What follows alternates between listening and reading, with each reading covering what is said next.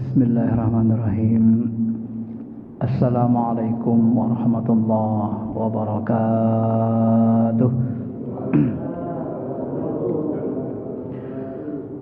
Alhamdulillahi rabbil alamin wa bihi nasta'in ala umurid dunya waddin wal akhirah. Allahumma salli ala sayyidina Muhammadin wa ala alihi wa sahbihi ajma'in, amma ba'd. Bapak Ibu yang dirahmati Allah Subhanahu wa taala, kitab Ihya Ulumuddin ini termasuk salah satu kitab pilihan terbaik yang ditulis Imam Al-Ghazali, dan kitab inilah yang membuat beliau sangat dikenal di dunia Islam. Tidak hanya berbau fikih, tetapi juga ada ilmu tasawuf di dalamnya. Ya. Meskipun demikian, unsur-unsur fikihnya juga sangat kental, tetapi Ihya Ulumuddin ini jauh lebih kental sisi tasawufnya. Maka disebutlah ini lebih kepada tata cara tazkiyatun nafs, mensucikan jiwa. Kenapa nafs yang kita sucikan bukan ruh? Kenapa tidak disebut tazkiyatur ruh tapi tazkiyatun nafs? Karena sesungguhnya yang terkotori di dalam diri kita ini adalah jiwa. Di dalam jiwa kita itu dilekatkan Allah hawa nafsu, dilekatkan Allah keinginan-keinginan yang banyak, akal berpikir, kehendak, maka dia terkotori. Bahkan jiwa kita selalu digoda oleh setan marin namanya, yang selalu menyertai kita. Ma'asyiral muslimin, Bapak Ibu yang dirahmati Allah, Ihya Ulumuddin arti dasarnya adalah menghidupkan agama. Saya dulu sewaktu di tingkat aliyah sempat berpikir mau menulis Ulumuddin, menyambung kitab Ihya Ulumuddin ini. Kenapa begitu? Karena saya jurusan agama. Jadi saya punya cita-cita dulu, besar sekali cita-cita saya, tapi padam di tengah jalan karena banyak tugas yang lain. Pingin saya menulis kitab ilmu-ilmu agama. Jadi saya punya kitab, semua ilmu agama saya punya. Sebenarnya cita-cita saya dulu di awal seperti itu, tapi belum tercapai sampai sekarang. Ilmu agama ini sangat, apalagi hari ini ilmu agama ini dikembangkan ulama begitu luar biasa banyaknya, baik dari sisi syariatnya maupun dari sisi hakikatnya. Ilmu syariat dan hakikat ini mirip atau sama dengan ilmu Nabi Musa dengan Nabi Khidir. Itu sama-sama dari Allah, satu di level jahir yang tampak, satu di level hikmah yang tak tampak. Tapi ilmunya min ladunnah, berasal dari Allah, yang disebut oleh ulama dengan istilah ladunni, karena Al-Quran menggunakan ladunni. Jadi dimanapun kitab tasawuf kita temukan, pasti nanti berisi ilmu-ilmu ladunni yang digunakan untuk mensyarahkan Al-Quran, menjelaskan dan memerinci hadis-hadis Nabi Muhammad SAW. Karena perlu kita ketahui Bapak Ibu jemaah yang dirahmati Allah, Nabi itu ilmunya komplit, sunnahnya juga komplit. Ada yang jahir, ada yang batin. Yang jahir sama-sama kita sudah ketahui, shollu kama ra'aitumuni usolli. Gerakan sholat itu gerakan jahir. Nah, itu ilmu syariat namanya. Nah, ilmu syariat ini nanti dikenal dalam istilah sekarang menjadi ilmu fikih.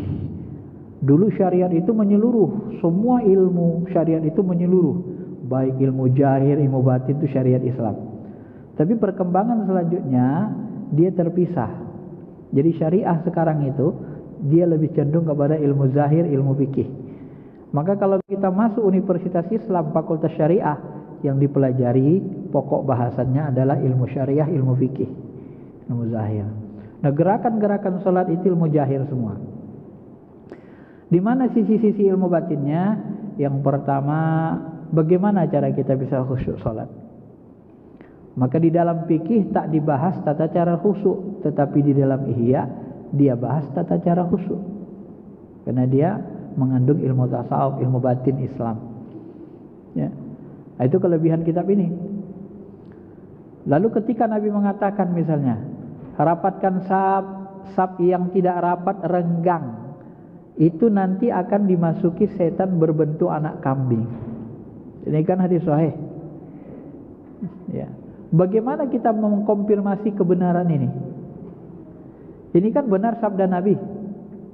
Bagaimana kita mengkonfirmasinya? Benar nggak ada setan bentuk anak kambing masuk ke dalam rapat yang tidak saf? Pakai ilmu apa kita mengkonfirmasinya? Tidak bisa kita konfirmasi pakai ilmu. Mengkonfirmasinya harus pakai ilmu ruh. Nah, itulah yang disebut ulama dengan kasyful ghaib. Ya, tersingkapnya hijab sehingga terpandang kita apa yang dikatakan Nabi itu benar. Ya. Nah, sama dengan ketika Nabi SAW mengatakan, hendaklah kalian makan dengan membaca bismillah. Kalau lupa, maka bismillahi awwaluhu wa akhiruhu. Sebab makan kalian tanpa baca bismillah, maka makanan kalian akan diikuti setan. Ketika kita lupa baca bismillah, kita baca bismillahi awwaluhu wa akhiruhu, makanan itu dimuntahkan setan kembali. Bagaimana kita mengkonfirmasi kebenarannya? Lalu ketika Nabi juga mengatakan misalnya makanan tulang-tulang itu jangan dibuang, karena tulang-tulang dari ikan yang kamu makan, dari daging yang kamu makan itu adalah makan saudaramu dari kalangan jin Islam. Maka ketika kita makan daging baca bismillah, karena sisanya tulang-tulang itu akan menjadi makanan jin. Bagaimana kita mengkonfirmasi kebenaran itu? Benar gak tulang itu makanan jin? Kalau tidak pakai ilmu kasyaf. Nah, dari mana Nabi tahu? Ya Nabi melihat. Allah Subhanahu wa taala. Nabi SAW itu memiliki ilmu jahir dan batin, sunnah jahir, sunnah batin. Maka ilmu batin ini sekarang disebut namanya ilmu tasawuf. Ya. Ilmu batin Islam itulah yang disebut dengan istilah tasawuf. Ilmu jahirnya disebut dengan ilmu syariah atau ilmu fikih. Ya. Ma'asyiral muslimin, Bapak Ibu yang dirahmati Allah Subhanahu wa taala. Maka ketika kita belajar ilmu tasawuf, buku-buku tasawuf itu sangat banyak. Ya, banyak sekali. Ya, termasuk ada buku yang paling tuanya. Ya.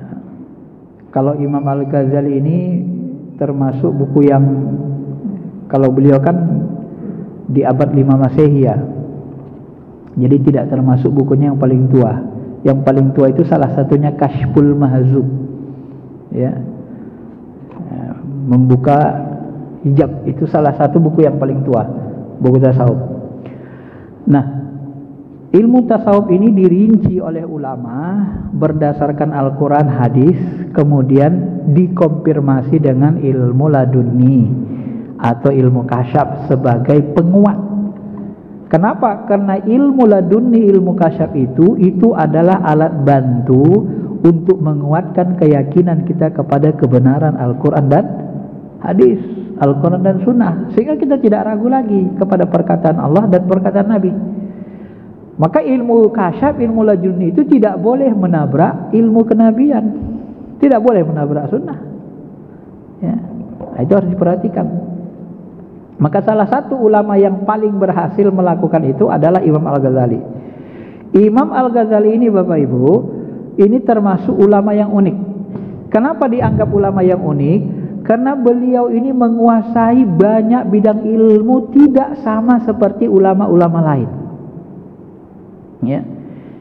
Imam Syafi'i walaupun menguasai banyak ilmu, fokusnya di fikih. Kitab terbesarnya yang kita kenal dengan Al-Um, ditulis muridnya, fokusnya ke fikih.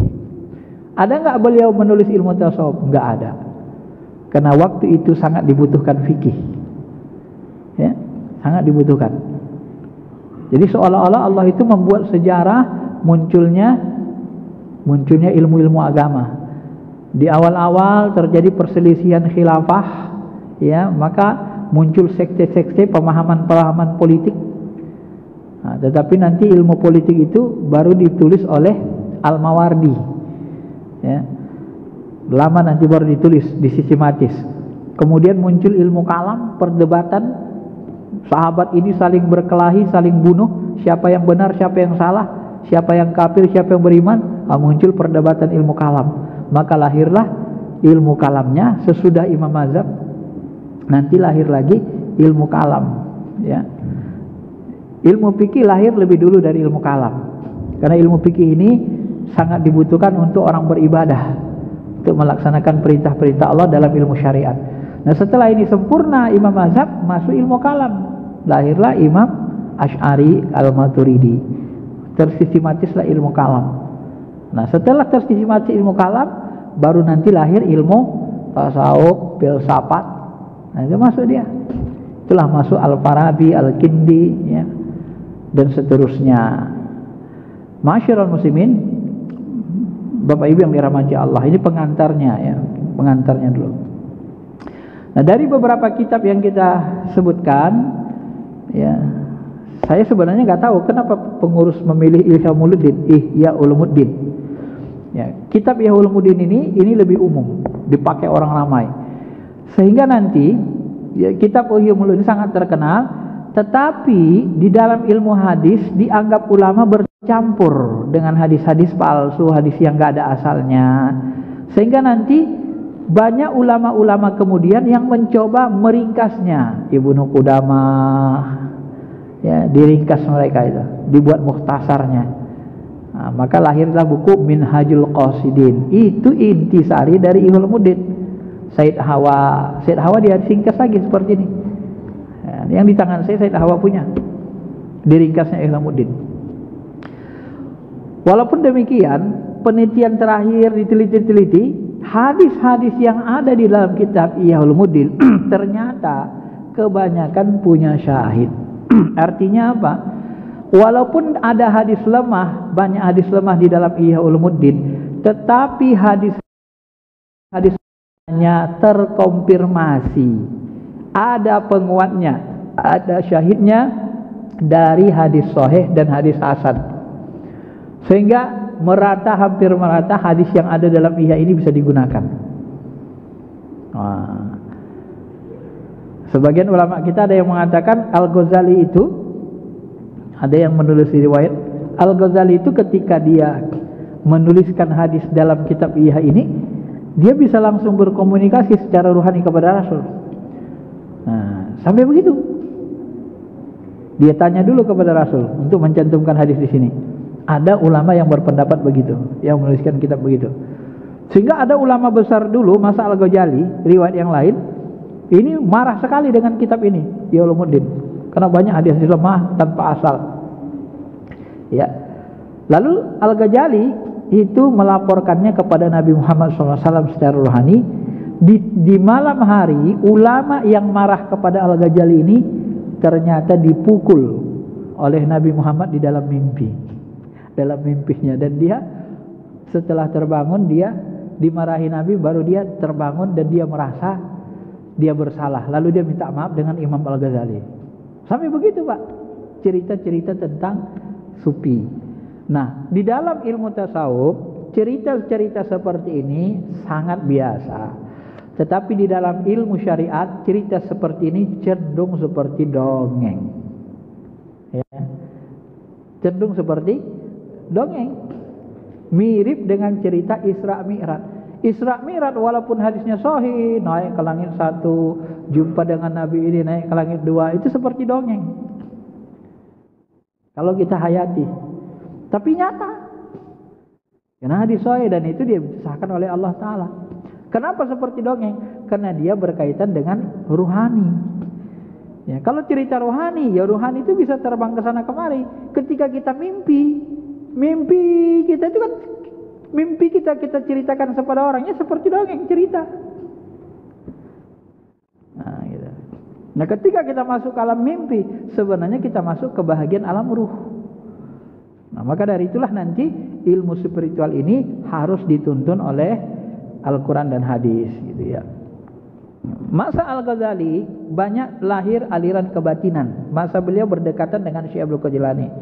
Syekh Abdul Qadir Jilani pernah mengurai itu banyak sekali aliran sesat kebatinan. Maka oleh itulah Allah utus ulama-ulama besar yang mencocokkan, mensinergikan Al-Quran hadis dengan kebatinan Islam atau tasawuf Islam. Itulah Al-Ghazali dan salah satunya Syekh Abdul Qadir Jilani. Ini salah satu dua tokoh Ahlussunnah wal Jamaah yang mensinergikan, yang meluruskan kebatinan. Karena kebatinan ini banyak sekali, luas sekali, dalam sekali, ya. Karena ilmu Allah itu Bapak Ibu ibarat lautan gak ada tepinya, ibarat lautan gak ada dasarnya. 1 kilometer kita menyelam ke laut, dapatlah kita ilmu 1 kilometer. Zaman berikutnya ada yang sanggup menyelam 2 kilometer, Allah 2 kilometer. Zaman berikutnya dia nyelam ilmu Allah 3 kilometer, dapat dia ilmu 3 kilometer. Makanya secara tauhid, siapa yang membatasi ilmu Allah hanya yang tercantum dalam teks Al-Quran, maka dia sebenarnya sudah salah paham dengan keilmuan Allah, mengkecilkan Allah. Lau kanal bahar midada li kalimati rabbi lanafidal bahr antan pada kalimat rabbi walau ji'na bimislihi madada. Sekiranya tinta di lautan, air di lautan itu menjadi tinta menulis firman Allah, enggak akan habis firman Allah itu, enggak akan habis ilmu Allah itu. Ditambah lagi sebanyak lautan, enggak habis juga. Artinya ilmu Allah Ta'ala itu bukan hanya yang ada dalam Quran. Yang ada dalam Quran itu hanya ilmu pokok. Ada lagi rincinya, ada lagi tafsirnya. Seperti dikatakan Imam Ali, Al-Quran ini ada tafsir jahirnya, ada takwilnya, batinnya. Maka nanti ulama-ulama itu ada yang khusus, warrasikhuna fil ilmi, dan orang-orang yang dalam ilmunya, mereka lah yang mampu melakukan takwil. Ya. Sedangkan ulama syariat, mereka tidak mampu melakukan takwil. Maka ketika Nabi Musa dengan Nabi Khidir misalnya bertemu, ya, Nabi Musa menganggap dirinya orang yang paling pintar. Lalu kata Allah, masih ada yang lebih pintar dari kamu, lebih berilmu. Itu seorang pemuda, jumpai. Setelah ketemu, Nabi Khidir membawa Nabi Musa berjalan. Begitu ketemu sampan perahu, dibolonginya perahunya, ditenggelamkannya, tenggelam. Lalu Nabi Musa kaget. Kok kamu orang cari nafkah, kamu tenggelamkan perahunya? Apa kamu pingin dia tenggelam? Nah, Nabi Musa punya ilmu syariat, tidak sampai ilmunya ke ilmu Nabi Khidir. Maka Nabi Khidir katakan, kamu gak akan bisa ngikutin aku. Bagaimana kamu bisa bersabar sementara engkau tidak diberi ilmu yang aku diberi Allah? Ilmu yang diberi kepada Nabi Khidir, ilmu hakikat. Nah, ketika dia melihat seperti itu, dia anggap itu satu kemungkaran. Kenapa? Karena dia tidak paham endingnya, tidak paham hikmahnya. Kenapa tidak paham? Karena Allah tidak beri dia ilmu itu. Khidir diberi. Jadi setelah dijelaskan Nabi Khidir, ini kalau dibiarkan mereka di perahunya, mereka ngambil ikan, dapat udang, nelayan. Nanti setelah mereka dapat penuh kapalnya nih, di depan sana itu ada raja yang merampoknya, ngambil semua. Ya daripada mereka capek-capek kerja, mending ini ditenggelamkan supaya mereka mencari pekerjaan lain daripada habis waktu. Capek-capek dirampok raja zalim. Nah, setelah dijelaskan ini ilmunya kepada Nabi Musa, barulah Nabi Musa paham. Sebelumnya Nabi Musa tidak paham, karena dia tidak diberi ilmu itu. Nah, maka Nabi Khidir ketika menjelaskan 3 hal itu yang seolah-olah awalnya bertentangan dengan syariat, dia mengatakan, sesungguhnya aku berbuat yang 3 hal ini, itu sebenarnya itu adalah ilmu yang diberikan Allah. Jadi Nabi Khidir berbuat atas perintah Allah. Cuma dia berbuat berdasarkan ilmu hakikat. Maka ilmu hakikat itu kalau kita gali syariat, kalau kita gali teks Al-Quran, nanti ketemu kita makna batinnya. Al-Quran itu tidak hanya mengandung makna zahir, ada makna batinnya lagi, kata Imam Ali. Siapa yang bisa mengoreknya? Ya ahlinya, tidak semua orang. Maka ulama itu bertingkat-tingkat, bermacam-macam, gitu ya. Ma'asyiral muslimin, Bapak Ibu yang dirahmati Allah. Jadi Al-Ghazali ini termasuk ulama yang mahir fikih Syafi'i, jago filsafat, jago debat. Maka yang terkenal kitabnya itu Tahafudz Falasifah. Dia debat dengan Ibn Rushdi, kesesatan, kekacau balauan cara berpikir orang-orang filsafat. Sampai dia katakan ada 3 yang menyebabkan orang filsafat kafir. Apa itu? Dalam Tahafudz Falasifah dia sebut, pertama, mereka ini adanya azab kubur, siksa kubur. Ini kafir. Yang kedua, mereka mengakui alam ini abadi, tidak hancur binasa. Kafir. Yang ketiga, mereka meyakini Allah tidak mengetahui hal-hal yang rinci. Padahal Allah wa ma tasqutu min waraqatin illa ya'lamuha. Yang kecil-kecil yang seberat biji zarah pun dipandang Allah dalam liputan zatnya, dalam pandangannya, dalam liputan ilmunya. Nah, ketika orang filsafat mengatakan begini, berkeyakinan Allah tidak mengetahui yang rinci, kafir. Jadi 3 hal ini menyebab kafir. Nah, maka diluruskannya filsafat, diluruskannya ilmu kalam, fikihnya, lalu diluruskannya qalbunya. Jadi dia termasuk orang yang dalam keadaan pusing, bingung, walaupun pintar, cerdas, tapi dalam kebingungan, masih dalam pencarian. Walaupun dia menjadi rektor Darul Ulum di Baghdad. Darul Ulum itu termasuk universitas yang paling terkenal masa itu di Baghdad. Baghdad itu kan pusat ilmu. Ya, kalau di Indonesia mungkin ya UIN Jakarta atau UIN Jogja, universitas Islam yang paling besar misalnya, gitu kan. Nah, dia rektornya Al-Ghazali itu. Jadi memang mumpuni di masanya, bukan orang biasa dia. Kalau ada orang menyesatkan Al-Ghazali, sebenarnya dia kurang memahami Al-Ghazali. Dia mengetahui usul fikih, maka dia punya kitab usul fikih. Ya, dialah yang mengumpulkan teori maslahat. Nah, kemudian teori maslahat ini nanti dijelaskan Imam Asy-Syatibi, Imam Madinah, orang Madinah, Maliki. Dijelaskannya lagi teori maslahah, daruriyah, menjaga jiwa, menjaga agama, jiwa, harta, nasal, akal. Itu teorinya awalnya dari Imam Al-Ghazali. Asy-Syatibi belakangan baru dia rinci lagi. Tapi teori dasarnya dari Al-Ghazali yang mencetuskannya. Nah, memang dia benar-benar ahli, ya. Walaupun nanti ada orang hadis mengatakan dia enggak ahli hadis, banyak hadisnya enggak ditakhrijnya. Karena dia punya ilmu rohani yang menurut sebagian ulama dia bisa berkomunikasi langsung kepada ruhani Rasulullah SAW, sehingga hadis-hadis yang dia tulis dalam Ihya Ulumuddin itu ditanyakannya juga kepada baginda Rasulullah SAW. Boleh enggak ini dimasukkan? Ketika Nabi membolehkan secara rohani, dibolehkan. Nah, yang ini sangat sulit dipercaya kalau kita tidak dalam ilmu tasawuf. Termasuk Al-Ghazali, sebelum dia belajar tasawuf, nah, begitu dia sholat jadi imam, setelah sholat jadi imam, di belakangnya tadi makmumnya ada adiknya atau saudaranya, namanya Ahmad. Selesai sholat, Ahmad bertanya, "Ya Ghazali, apa tadi yang kau ingat waktu sholat?" "Emang kenapa?" "Aku melihat engkau berlumuran darah." Terkejut dia. "Iya. Apalagi apa masih ada lagi wahyu sekarang?" "Enggak.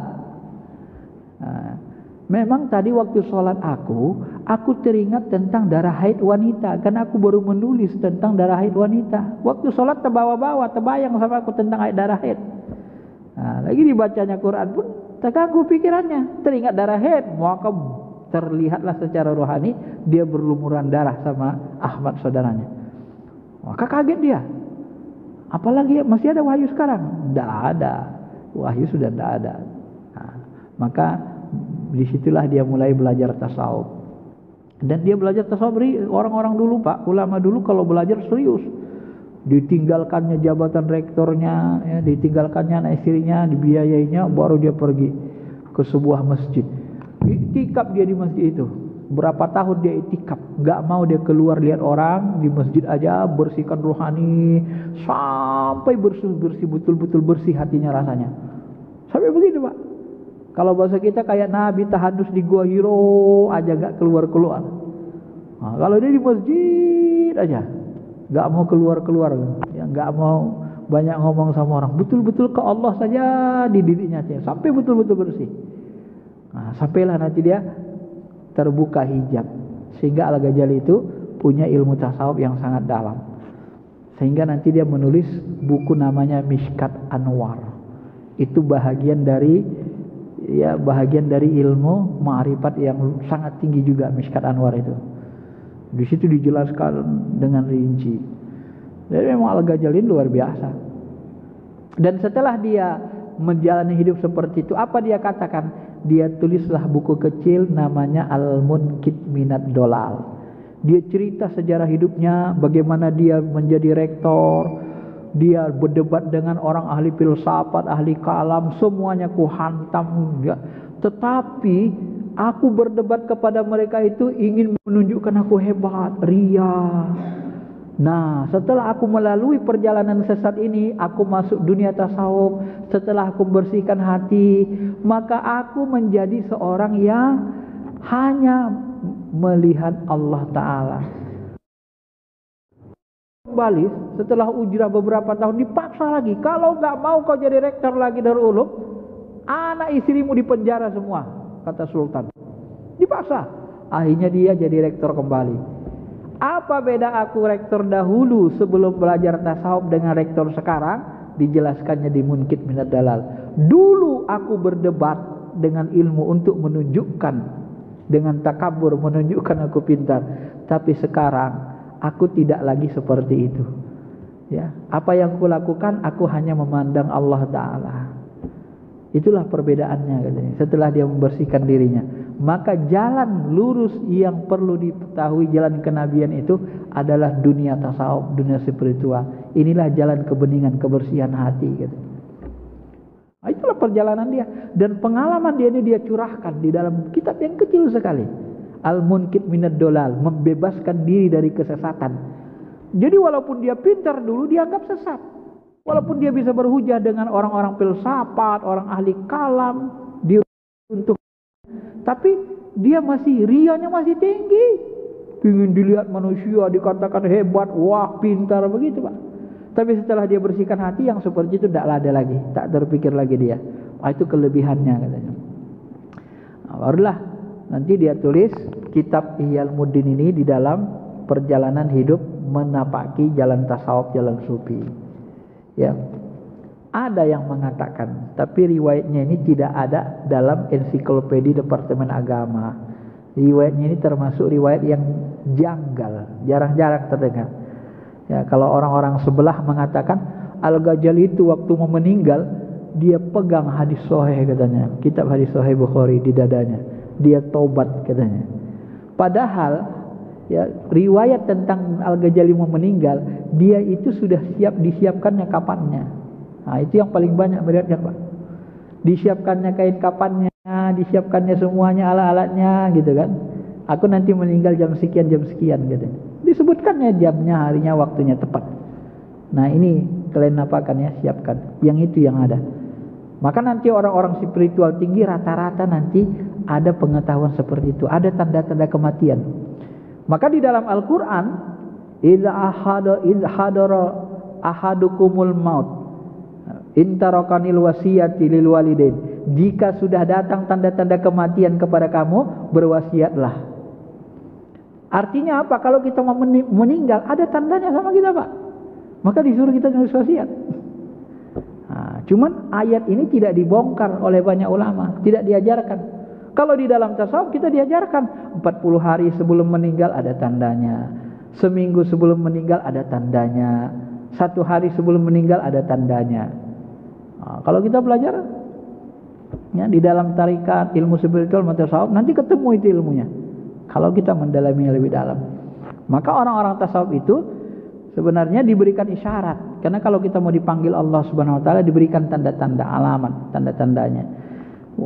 Tetapi orang-orang yang tidak belajar tasawuf mengatakan, oh, seperti Quran mengatakan, kita enggak tahu kapan kita mati. Yang tahu mati itu hanya Allah. Ya memang yang tahu mati itu Allah. Tapi kan enggak salah kalau Allah ngasih tahu ke kita. Apa masalah? Kalau Allah ngasih tahu, kita dekat sama Allah, lalu dibongkar Allah rahasianya, dikasih tahu, kau meninggal nanti ini hari ini. Apa masalah? Kenapa kita membatasi Allah Ta'ala? Yang tahu yang gaib itu hanya Allah. Indahu mafatihul ghaib la ya'lamuha illahu. Allah lah memiliki kunci gaib. Dia yang mengetahuinya, tidak ada yang mengetahuinya kecuali Dia. Benar, yang mengetahui segala yang gaib Allah. Tapi kan enggak salah ketika Allah mengasih tahu yang gaib kepada Nabi Khidir, kepada Nabi Muhammad. Ya kan? Kalau Nabi Muhammad tidak tahu yang gaib, enggak mungkin dia katakan nanti akan datang Imam Mahdi, akan datang Dajjal dari Tuhan. Itu yang gaib itu, Pak. Ya. Termasuk bagi orang syariat, jin itu gaib, setan itu gaib. Nabi tahu enggak jin? Tahu enggak Nabi setan? Bisa mandang kan? Kalau tidak karena Nabi Sulaiman, aku akan ikat jin ini di depan kalian di dinding masjid ini supaya kalian melihat katanya. Mau diikat Nabi. Jadi enggak ada. Jadi ayat yang umum kadang-kadang dipahami secara serampangan oleh sebagian orang. Kenapa? Karena sebenarnya kekurangan ilmu untuk menjelaskannya, menjelaskan ayat itu, menafsirkannya. Maka setiap ayat Al-Quran itu sebaiknya ditafsirkan dengan pendekatan ilmunya. Ayat itu bicara yang gaib, maka pendekatan ilmunya ilmu tasawuf untuk menafsirkan ayat itu, alat bantunya. Ayat itu bicara tentang hukum-hukum jahir, hukum waris, hukum dagang. Alat bantunya untuk menafsirkannya adalah ilmu fikih, ilmu muamalat, fikih muamalat. Nah, begitu Pak cara menafsir sebenarnya dalam konteks modern hari ini. Jangan makan mentah-mentah terjemahnya. Terjemah Al-Quran itu belum Al-Quran yang sebenarnya. Dia ada tafsirnya, ada ta'wilnya, ada makna jahirnya, ada makna batinnya, dan seterusnya. Bapak Ibu yang dirahmati Allah Subhanahu wa taala. Nah, jadi malam ini kita pengantar saja mengenalkan Al-Ghazali, ya, bagaimana dia hidup, bagaimana dia mendalami tasawuf, bagaimana aliran kebatinan yang sesat dulu pun banyak berkembang di masa Al-Ghazali dan Syekh Abdul Qadir Jilani. Mereka ini sama-sama hidup di Baghdad, berdekatan, tapi di Darul Ulum, satu lagi Syekh Abdul Qadir Jilani belum diizinkan Nabi Khidir dia masuk Baghdad sampai waktu tertentu. Ya, umurnya berdekatan. Ya, cuman daerahnya yang kalau bahasa kita kayak kampungnya atau kecamatannya yang beda. Tapi sama-sama tokoh ulama besar di masanya. Sama-sama memberantas aliran kebatinan yang sesat di masanya. Nah, jadi dari sisi kebatinan, kalau ilmu kebatinan ini tidak diajarkan dan tidak diluruskan, nah, saya suka bilang begini, nanti umat Islam kalau menghadapi masalah berat dalam hal-hal gaib, mereka nanti pasti datangnya ke dukun, datangnya ke tukang sihir. Kenapa? Karena nggak tahu yang gaib, Pak. Datangnya ke paranormal, iya kan? Akhirnya datangnya ke paranormal. Kenapa? Karena nggak ngerti yang gaib. Mana yang gaib putih, mana yang gaib sesuai syariat, mana yang gaib nggak sesuai. Nggak bisa bedain. Akibatnya apa? Ya itulah. Akibatnya seperti fatwa Ibnu Qayyim dalam satu bukunya. Apa dia katakan? Boleh menghilangkan sihir dengan bantuan tukang sihir sekedar untuk menghilangkan sihir. Karena yang tahu sihir adalah tukang sihir. Gawat enggak fatwa itu, Pak?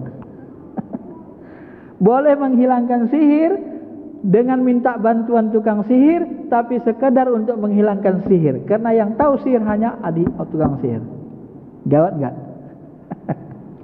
Ini pendapat Ibnu Qayyim, karena dia kurang dalam ilmunya mungkin. Ya. Bapak kalau datang ke tukang santet, tukang sihir, Bapak pasti dikerjain. Disembuhkannya santet Bapak, nanti disuruhnya kawan tukang santet nyantet Bapak lagi, ngabisin duit Bapak. Nanti dia sembuhi lagi. Nanti disuruhnya temannya menyantet Bapak lagi, sakit lagi, dia sembuhi lagi, habis duit Bapak dikerjain. Nah, itulah rusaknya, Pak. Kenapa? Karena nggak tahu ilmu batin, nggak tahu ilmu tasawuf Islam. Akhirnya membolehkan umat mendatangi tukang sihir. Nggak perlu datangi tukang sihir. Datangi ulama khos, ulama yang ahli tasawuf, ulama tarikat, datangi mursyid yang dekat sama Allah. Biar dia nyelesaikannya. Dia ngerti itu. Begitu sebenarnya. Kalau bapak datangi tukang sihir, kena sihir, mendatangi tukang sihir, ya habislah. Dikerjain sama tukang sihir. Itu hampir bisa dipastikan begitu, Pak. Nah, ya. Dan yang paling baik itu, kalaupun bapak dikatakan kena sihir, kena santet, bapak gak usah percaya. Nanti dia sembuh sendiri. Gak usah percaya. Gak percaya aku, Allah lebih kuat dari segalanya. Gitu aja. Bisa gak bapak meyakinkan diri seperti itu?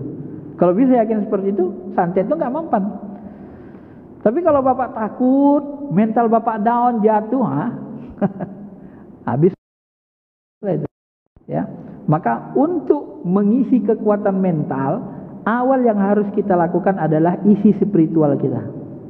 Kalau spiritual kita bagus, mental kita bagus. Kalau mental bagus, maka raga kita berpengaruh. Kepikiran raga. Tapi kalau spiritual kosong, mental rusak, down, gampang down. Begitu mental down, penyakit banyak datang. Karena penyakit itu 75% dari mental, dari dalam, bukan dari fisik. Itu penelitian para ahli kesehatan. Berawal dari mental. Penyakit-penyakit jasmani itu tidak dari fisik awalnya. Kebanyakan berawal dari mental. Untuk menguatkan mental, yang pertama kita lakukan isi spiritual. Spiritual itulah yang menguatkan mental kita nanti. Begitu spiritual kita tinggi bagus, gak takut kita sama jin. Apa takut kita sama jin? Wong jin makhluk di bawah kita. Kalau bahasa orang spiritual, jin itu hanya bisa masuk sampai ke alam mana? Alam astral. Di atasnya, di alam malakut, dia kebakar. Dia gak bisa masuk lagi ke alam malakut. Tarik saja ke alam malakut, kebakar dia. Lebur, binasa dia. Kita lebih tinggi, kita masuk ke alam malakut bisa, ke alam ruh bisa. Sampai begitu kan uraiannya. Nah, jadi masyarul muslimin, Bapak Ibu yang dirahmati Allah, maka yang mengetahui nanti ini adalah ulama-ulama mursyid. Tentu kita bertanya, kenapa ulama-ulama mursyid ini yang tahu? Kenapa? Ada salah satu rahasia hikmahnya. Salah satu mursyid saya dapat ilham. Wahai hambaku, jika engkau beribadah mengharapkan sorgaku, maka akan kuberikan apa yang kau inginkan. Kalau kita beribadah mengharapkan sorga, balasan dunia, lapang rezeki, sholat duha rajin, ya, maka Allah berikan balasannya. Orang yang minta balasan dalam beribadah, Allah berikan balasannya. Innamal a'malu binniyat. Tetapi jika engkau beribadah karena mengharapkan ridhoku, hanya menginginkan aku, maka aku akan menceritakan rahasia diriku kepada dirimu. Itulah tingginya, Pak. Maka orang yang mendapat rahasia ilmu rahasia dari Allah, hanya orang yang mampu beribadah semata-mata karena Allah. Ikhlas, tingkat ikhlasnya tinggi. Maka di dalam tasawuf itu, ikhlas itu sangat-sangat dibutuhkan dalam ibadah. Maka di dalam tasawuf, kalau kita sudah masuk ke makom tasawuf nanti yang benar, kita beribadah gak lagi teringat sama surga, gak lagi pingin surga, gak lagi takut neraka. Itu rasa seperti itu udah hilang. Kita beribadah hanya kenikmatan, bercinta, mencintai Allah. Maka Rabiatul Adawiyah itu contoh salah satu ulama yang sempurna ilmu tasawufnya. Ya Rabb, dia pernah berdoa. Apa dia katakan? Ya Allah, jika aku beribadah karena takut karena nerakamu, bakar aku di nerakamu. Karena kalau pingin surgamu, tak usah aku masukkan ke surga. Ya Rabb, aku beribadah semata-mata karena mencintaimu. Ya. Dalam riwayat lain, Syekh Al-Jani mengutip Sabi Adawiyah berdoa, ya Allah, jatah rezeki di dunia ini, memiliki jatah rezeki harta benda di dunia ini, kasihlah sama orang kafir. Kalau aku punya jatah pahala dari amal-amal ibadahku, berikanlah kepada orang beriman. Ya, kalau aku punya jatah surga karena beramal-amal ini, ada jatah surga aku kau berikan, ada jatah pahalaku, kasih semuanya sama orang beriman. karena aku tidak menginginkan itu. Ya Allah, aku beribadah hanya menginginkan Engkau dan selalu bersamamu. Itu sufi yang paling sempurna.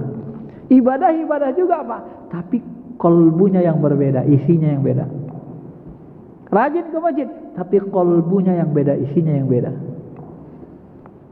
Ya, karena tidak ada lagi iming-iming surga, tidak ada lagi iming neraka. Orang yang sudah sampai ke makam cinta tidak ada lagi itu Pak.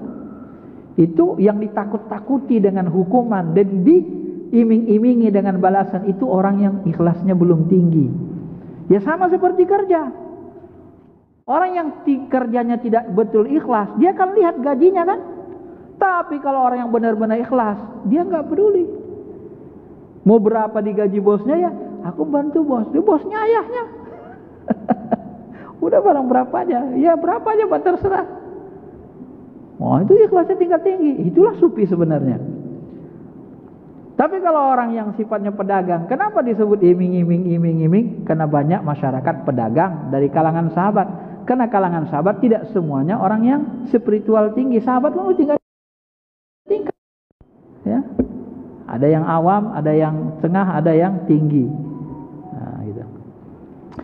Oke, sekira itu saja pengantarnya Bapak Ibu yang dirahmati Allah, ya, tentang ilmu tasawuf ini. Mudah-mudahan nanti bulan depan kita lanjutkan ke bab pertama, ya, tentang adab mengajarkan ilmu. Nah, di awal ini penting kita jelaskan betapa pentingnya sebenarnya kedudukan ilmu tasawuf ini untuk menapaki jalan ruhani. Seandainya kita tahu sebenarnya ilmu ruhani ini seperti intan permata dalam kehidupan ini, tetapi banyak orang yang tidak tahu sehingga mereka merasa kadang-kadang ilmu tasawuf itu kurang berharga. Padahal tanpa ilmu ini, pengalaman Al-Ghazali sudah dibuktikannya. Tanpa ilmu ini kita nanti sulit untuk sebenar-benar ikhlas kepada Allah Subhanahu wa taala. Sulit untuk mencakup makom yang paling tinggi di sisi Allah Subhanahu wa taala. Dan orang yang paling tinggi sisinya, yang paling baik itu Wais Al-Qarni. Ternyata Wais Al-Qarni itu adalah yang tasawufnya sangat tinggi sekali. Bukan orang-orang yang syariatnya jago, hebat, jago baca kitab, tidak seperti itu. Ternyata orang yang bening ruhaninya seperti Wais Al-Qarni yang terkenal di langit, khairat tabi'in, sebaik-baik tabi'in. Kan unik kan? Nah, itu yang diagungkan orang tasawuf, tapi tidak diagungkan orang syariat. Wais Al-Qarni orang syariat tidak mengagungkannya karena dia tidak punya kitab tebal-tebal. Tapi orang ruhani, karena mereka mengetahui ketinggian kualitas rohani, kebeningan rohani Wais Al-Qarni, mereka mengagungkan Wais Al-Qarni. Orang tasawuf, tapi orang syariat jarang menceritakan Wais Al-Qarni, jarang-jarang. Kenapa? Karena mereka memang tidak kesana ilmunya, ya. Oke, sekira itu saja. Terima kasih. Assalamualaikum warahmatullahi wabarakatuh.